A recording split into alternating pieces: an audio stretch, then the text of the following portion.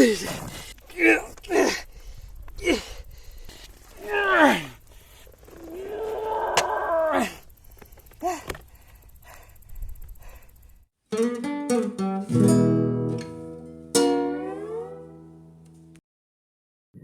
adventurers, my name is Diogo Guerra and this is Off-Road-Off-Course. As an off-road instructor, I often see people struggling with their bike's height and weight. And not only short people, everyone in general. Most of the low-speed tumbles and other discomfortable situations could be avoided if only people had a bit more confidence in the way they reach the ground with their feet. And that can be achieved either through techniques or through bike modifications. And that's exactly what I'm going to talk about on this video. To help me with that, I brought the biggest bike I could find, John's KTM 950 Adventure S. So let's begin with something you can do immediately and for free, the butt sliding technique.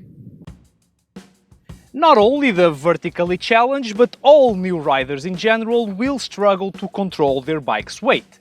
So they will instinctively try to reach the ground with both feet at the same time, like this. And although this technique is universally accepted as one of the most efficient contraceptive methods, it's actually a very poor choice when it comes to controlling your bike. The apparent stability of having two contact points on both sides of the bike is an illusion. One that will get you into trouble if the ground is uneven or on a simple windy day, for instance. Anything less than a completely flat and optimal surface will pose a problem to the double feet technique. So you will be tense and using all four limbs to keep this fragile equilibrium. Not only that, but the worst consequence of using this technique all the time is that you are not practicing other ways of stopping and holding your bike upright. This means that, especially when you go off-road and things get gnarly, you won't have the muscle memory to do otherwise. Fortunately, there is a very easy technique that you can learn in a few minutes and practice with any motorcycle you have on your garage right now. Let's call it the butt sliding technique. And it basically goes like this. Instead of dropping both feet down, you let one of them on the peg, slide your butt to the opposite side, and stand on the other foot, with your center of mass off the bike. And as you can see, thanks to this technique, I can keep myself relaxed and also sexually attractive. When you are on this position, if you feel the motorcycle falling towards you, you can use your well-planted foot to push the bike the other way.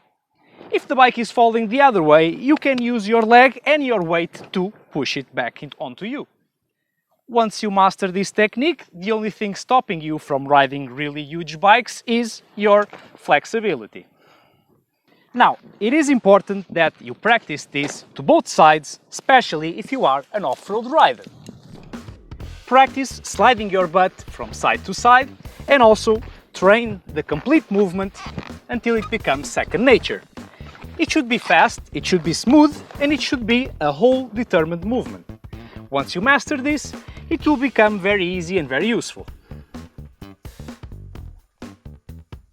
There are also two extra techniques that you can use to complement the butt sliding technique. One of them is to force the bike to lean wherever you want it, by turning the handlebar in the right direction when you are just about to stop. Turn it left and the bike will lean right. Turn it right and the bike will lean left.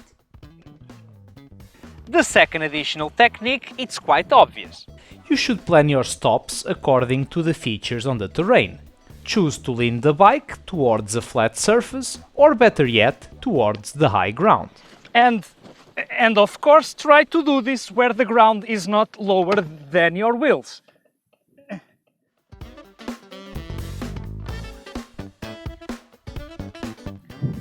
For the second part of this video, I want to teach you a few motorcycle modifications that you can do in order to lower your seat height.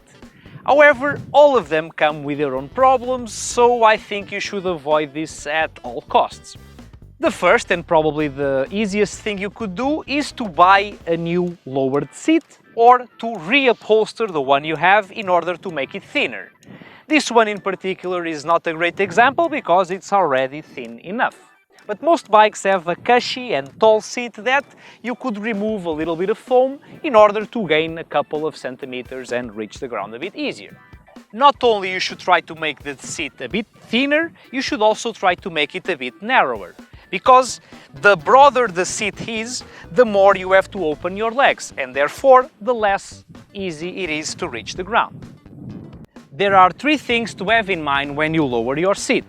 The first one is, of course, because you are removing some of the foam, odds are your seat will become a little bit less comfortable.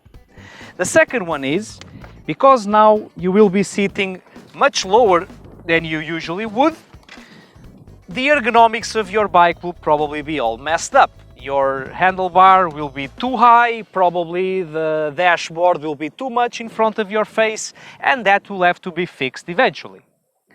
The third one, your butt will be much closer to your feet.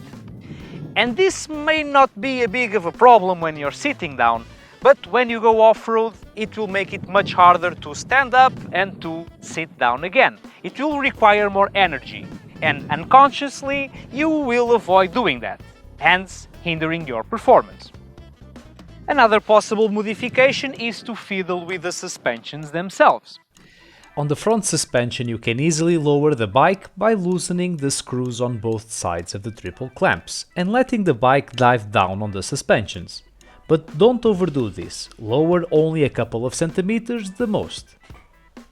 If you decide to lower the bike using the suspension trick, always make sure that you lower the same amount on the rear shock. Otherwise the bike will become unbalanced, and I would need a whole new video just to explain all the consequences of that. If your bike has suspension links, like this one, then you are in luck. With less than €100 you can order a different set of these and lower the back as much as you did the front. If your bike does not have the links like this KTM, then you have to modify or replace the whole shock. It's possible, but it's usually way more expensive.